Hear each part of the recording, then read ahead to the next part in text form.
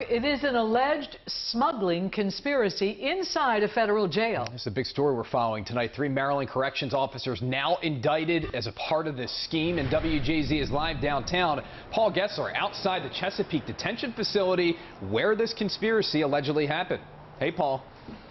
Well, Rick and Denise, this is a federal jail for pretrial detainees, and this indictment alleges guards took bribes in exchange for smuggling in such as drugs, tobacco, and cell phones.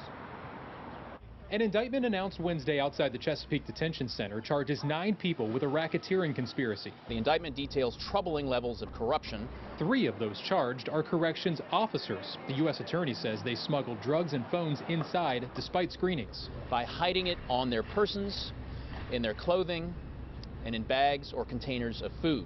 The indictment lays out 4 detainees awaiting trial bribed corrections officers and bragged about selling drugs and making money inside the jail. Their criminal activities did not change much while they were inside the building. The alleged conspiracy is the latest in a series of similar schemes. Notably, across the street in 2013, the feds indicted 44 people in a racketeering conspiracy, laying out how the Black Guerrilla family ran the Baltimore Detention Center.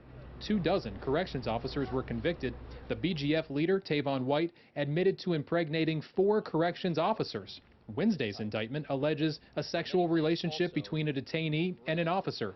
The state, which runs the federal pretrial jail, says the incident is not representative of the 6,000 direct contact staff, and they're evolving their screening techniques. Over the years, corrections has adjusted to that, and we will continue with new science and new technology. The U.S. attorney points out this case does not allege any violent crime, but phones have previously been used to direct crime from inside facilities. Cell phones, they can do things like further smuggling and bribery conspiracies and getting drugs within prison walls, but they can have very real consequences with respect to public safety.